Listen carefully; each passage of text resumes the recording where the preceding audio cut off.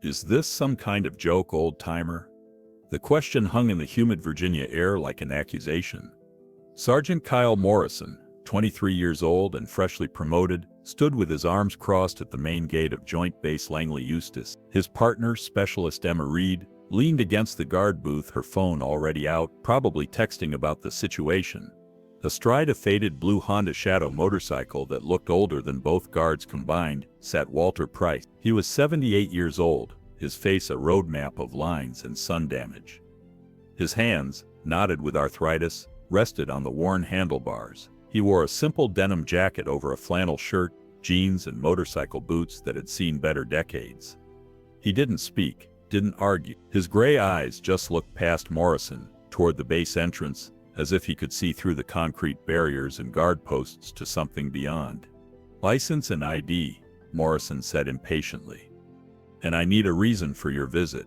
Walter moved slowly, reaching into his jacket pocket. The movement made Morrison's hand drift toward his sidearm, a theatrical gesture meant to intimidate. Walter noticed but didn't react.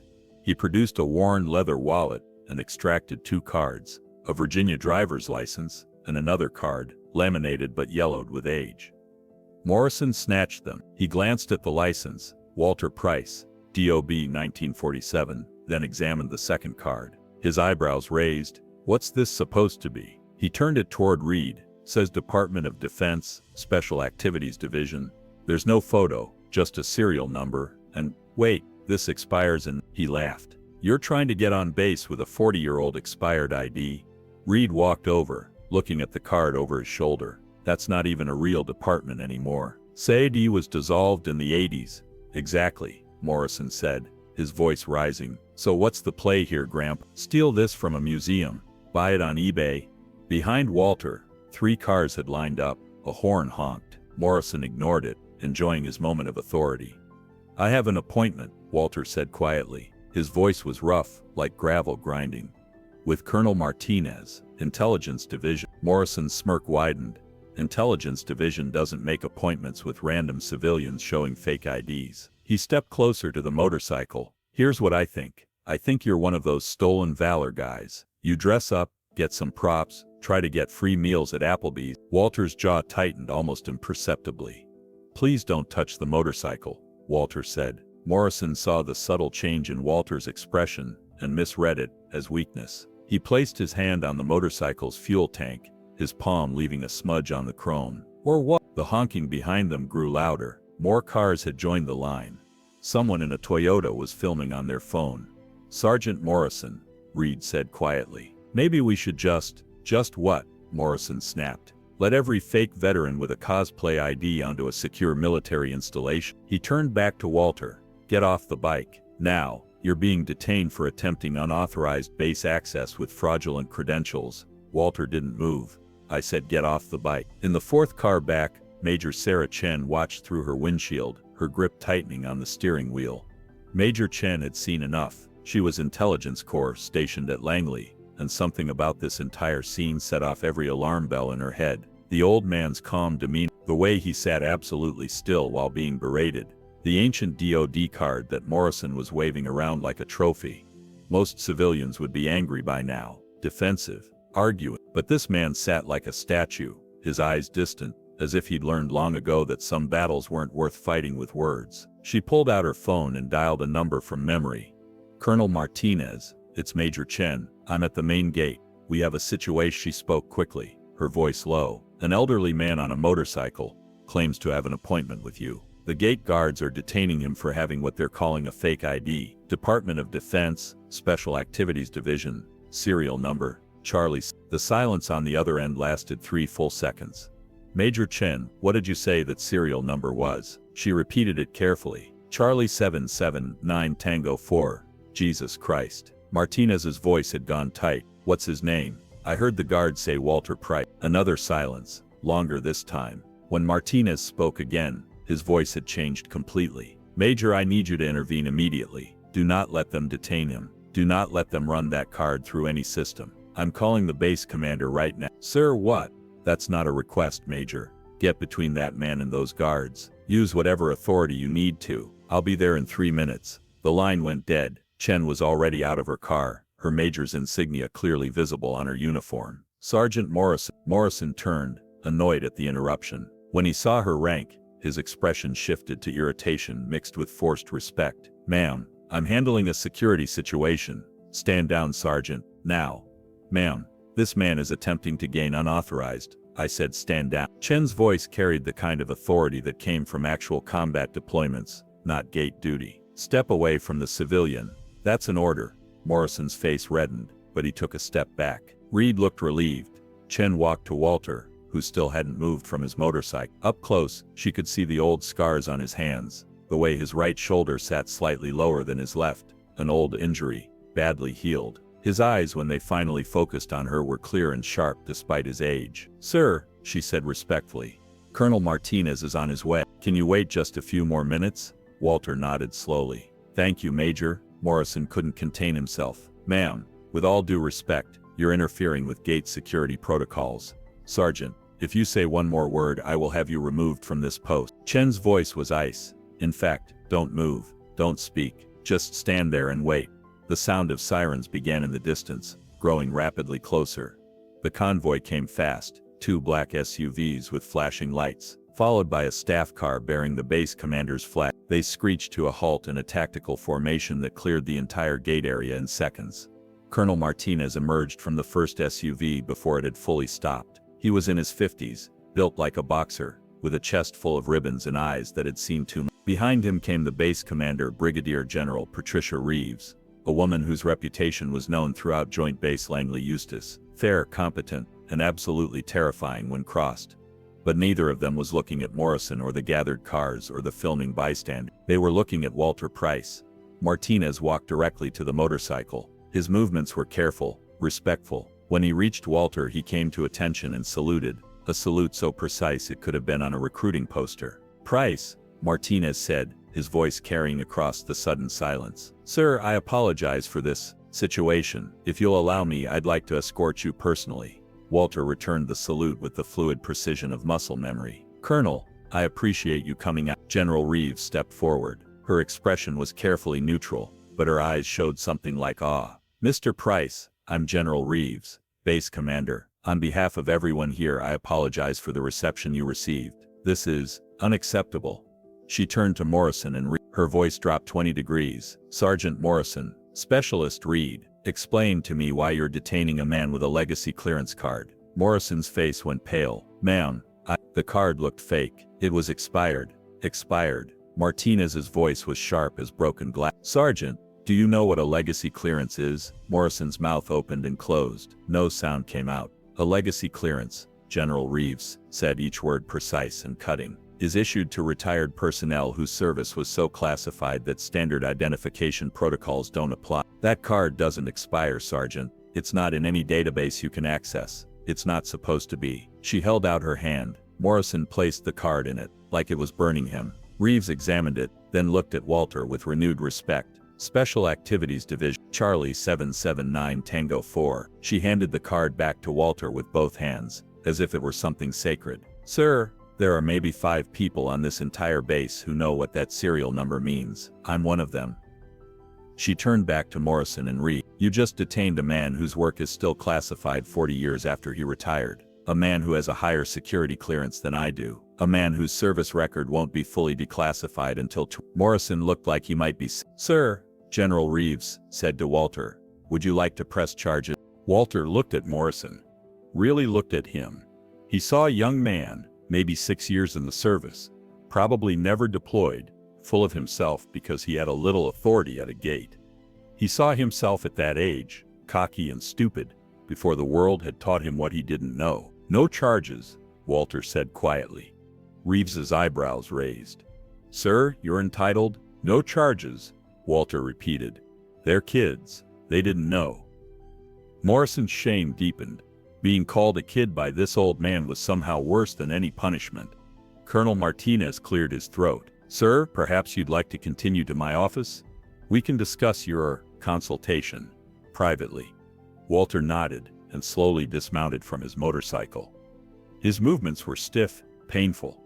Major Chen noticed he favored his left leg. As he walked toward the staff car, General Reeves addressed the small crowd that had gathered. For those recording this on your phones, she said, her voice carrying, you've just witnessed something historic.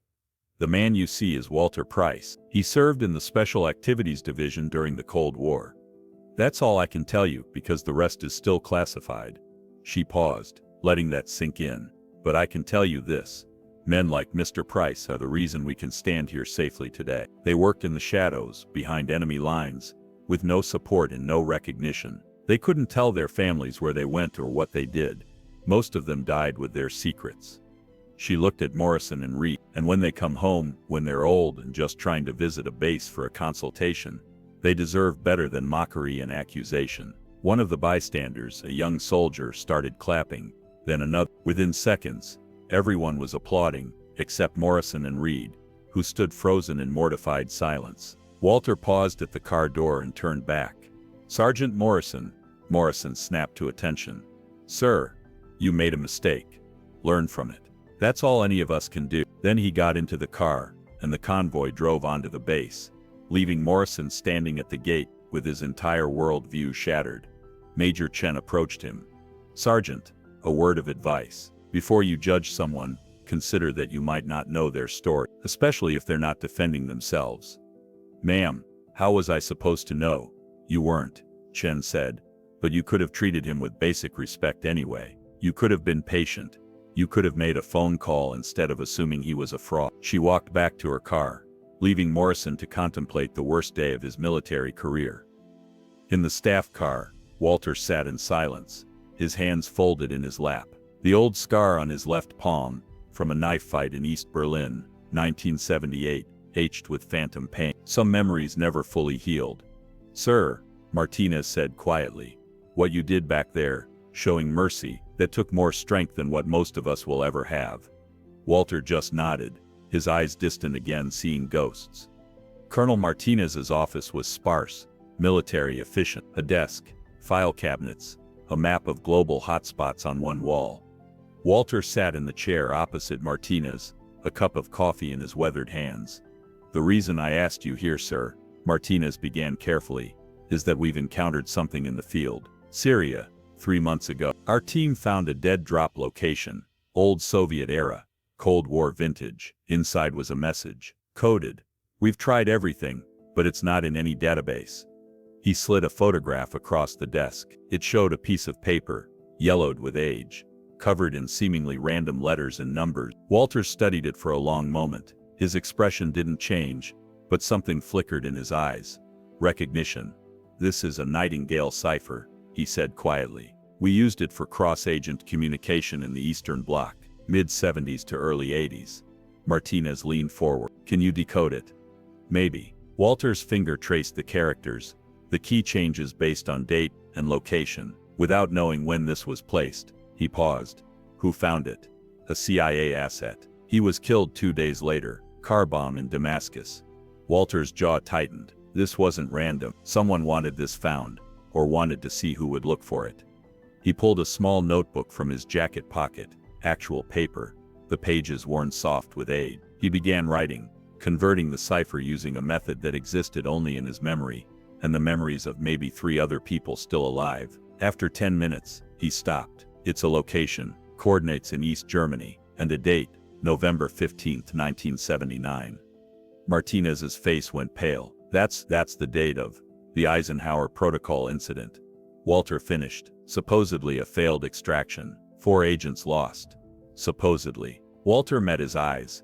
Colonel, what I'm about to tell you is still classified. Will be for another 20 years. But if someone's reviving this cipher, using these old protocols, he took a breath. We didn't lose those 4 agents. We traded them. The temperature in the room seemed to drop. Traded them for what? Martinez asked. For intelligence that prevented a Soviet first strike on NATO positions in West Germany. We had 48 hours to make a decision. 4 lives for potentially millions. Walter's voice was flat, emotionless, the tone of a man who'd lived with an impossible choice for 45 years. I was the field commander. I made the call. Martinez said nothing. One of those agents, Walter continued, was my partner, Daniel Voss. We'd worked together for 6 years. He knew the risks. They all did. But knowing and accepting, he trailed. Sir, why would someone be reviving this old operation now? Walter looked at the decoded message again. Because someone thinks there's still something there, something we missed, or something that was left behind. He looked up. Colonel, I need to see the original dead drop location, the physical site. Sir, that's in an active combat zone. I know where it is. I helped build it. That night, Walter sat alone in his motel room off base. The TV was on but muted. Some news channel he wasn't watching. His mind was decades away. East Berlin, November. The cold had been brutal that year, cutting through layers of clothing like they weren't there. He'd been younger then, 42, still fast enough to run, still strong enough to fight. The safe house was compromised. They'd known for 3 days but had stayed anyway, waiting for the extraction window. Daniel Voss had been at the window, watching the street through a gap in the curtain. They're moving up the timeline, Daniel had said, his breath fogging in the freezing room. The Soviet offensive. It's happening in 72 hours, not 2 weeks. Walter had been encoding the message to send back to Langley. His hands had frozen mid-movement. You're certain? I saw the deployment orders, troop movements toward the Fulda Gap. It's happening, Walt. The mathematics had been simple and terrible. If they ran, if they extracted, the Soviets would know their intelligence was compromised. They'd change the plan, and NATO would be blind. But if they stayed, if they let themselves be captured with the intelligence on, they'll torture us. Daniel had said matter-of-factly, we'll break eventually. Everyone breaks. But if we feed them disinformation first, layer it in with real intel, they'll spend days verifying. That buys time for NATO to position. Walter had looked at his partner, his friend. There has to be another way. There isn't. You know there isn't. The other 2 agents in the safe house, Karen Mills and Thomas Gray, had already understood. They'd been preparing, memorizing the false intelligence that would confuse Soviet analysts long enough for NATO to respond. I should stay too, Walter had said. No, Daniel's voice had been firm. Someone has to get out. Someone has to verify the op succeeded. That's you, Walt. That's always been you. Walter had left that night, moving through the frozen streets of East Berlin, with the real intelligence sewn into the lining of his coat. Behind him, his team had waited for the knock on the door they knew was coming. He'd made it to the extraction point. He'd delivered the intelligence. NATO had repositioned. The Soviet offensive had been detected and deterred. And Daniel Voss, Karen Mills and Thomas Gray had disappeared into the gulags. He'd received confirmation of their deaths 3 years later. Officially, they died in captivity. Unofficially, he knew they'd held out long enough to make their sacrifice mean something. Back in the motel room, Walter's phone buzzed. A text from Martinez. Wheels up, 06 Chair. Tomorrow. You're cleared for the op. Welcome back to the field, sir. Walter looked at his hand. They shook now, arthritis making the fingers curl slightly. He was 78 years old. He had no business going into a combat zone. But Daniel Voss deserved answers. They all did. He texted back. The C-30 flight to Jordan was long and uncomfortable. Walter sat in the cargo webbing between Martinez and Major Chen, who'd insisted on coming as their intelligence liaison. Across from them, a 6-man Special Forces team checked equipment with professional efficiency. The team leader, Captain Jake Morrison, no relation to the gate guard, briefed them one final time. We insert at 0200 local, 4 clicks to the target site. In and out in 30 minutes. Minimal exposure. Walter studied the satellite images of the location. An abandoned factory complex in northern Syria, near the Turkish border.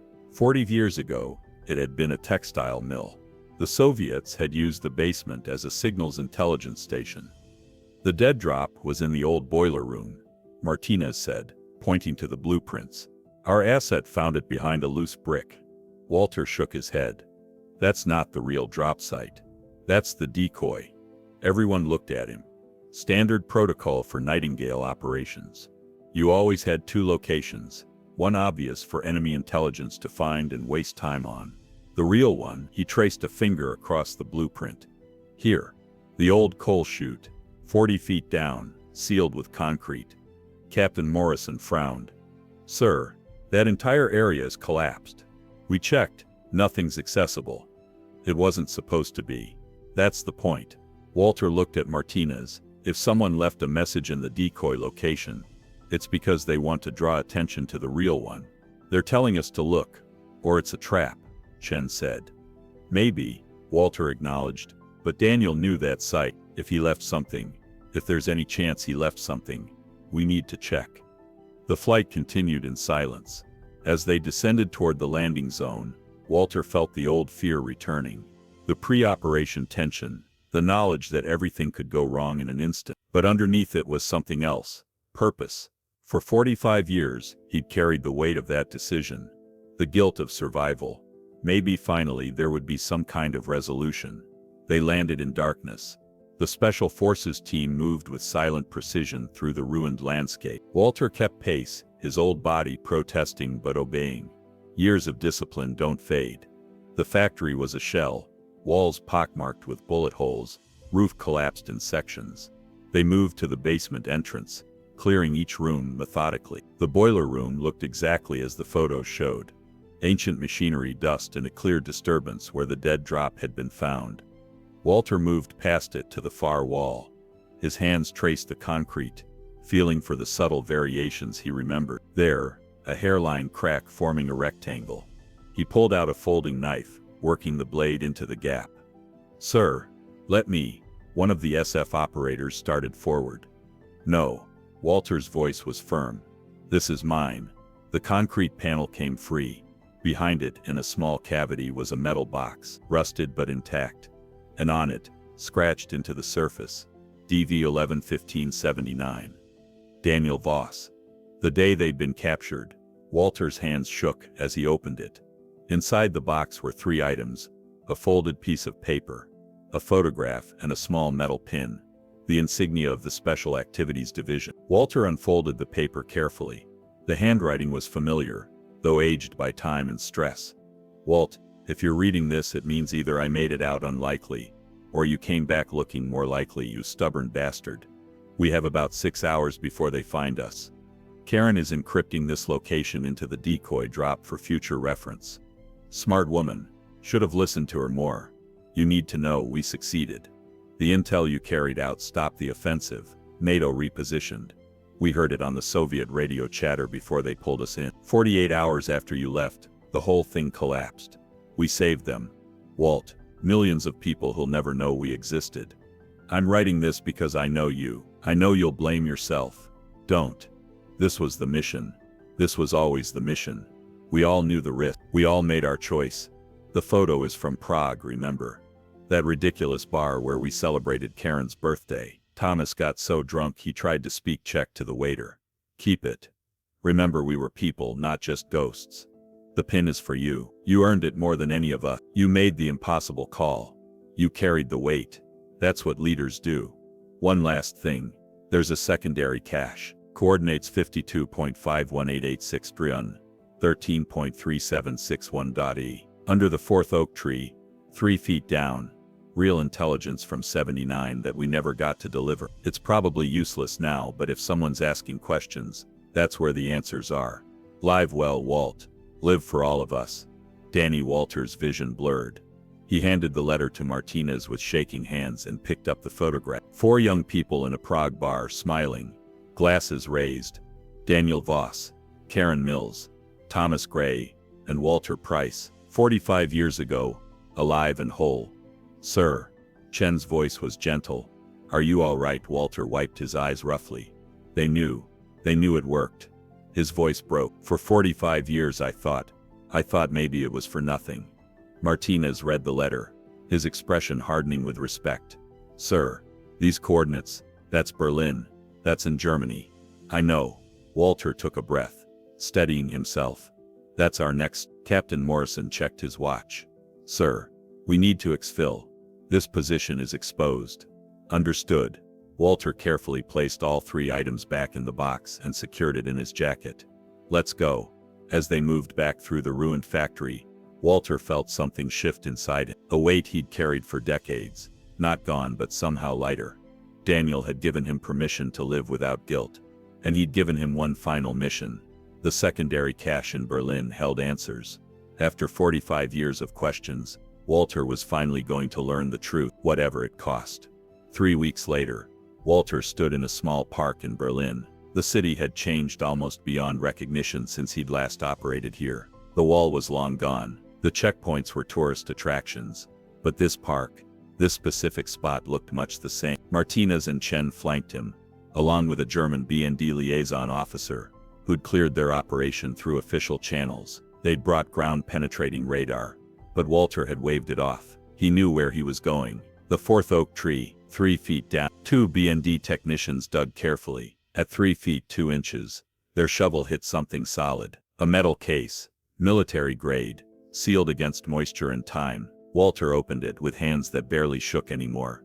Inside were files, original documents, photographs, and microfilm. Intelligence from 1979 about Soviet operations in Eastern Europe. Names of double agents, communication protocols, financial networks, and one folder labeled Operation Redemption.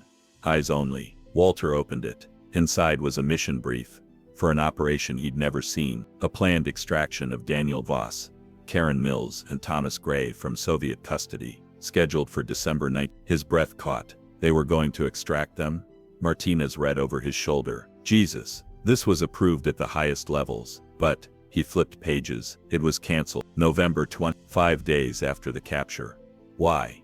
Chen asked. Walter found the cancellation order. The signature at the bottom made his blood run cold. A name he recognized. A senior CIA official who'd later been exposed as a Soviet mole, and he killed the extraction, Walter said, his voice hollow. He was working for them. He made sure Danny and the others stayed in custody. The implications crashed down like a building collapsing. His team hadn't just been sacrificed for the mission. They'd been betrayed, deliberately left to die by someone who was supposed to protect them. Sir, Martinez said carefully, this changes everything. The official record is a lie. Walter's voice was hard now, angry for the first time in decades. My team died believing they made a choice, but they didn't have to die. They could have been saved.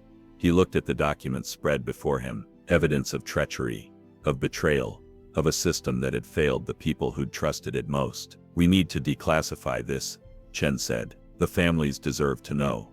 The family. Walter's laugh was bitter. Daniel had a sister. She died in 2003, never knowing what happened to him. Karen's parents spent 30 years hoping she'd come home. Thomas had a fiancée who waited 15 years before she finally moved on. He carefully gathered the documents. We'll declassify it, but not for the families. They're gone. We'll do it for everyone else, so they know what the cost really was, what it's always been.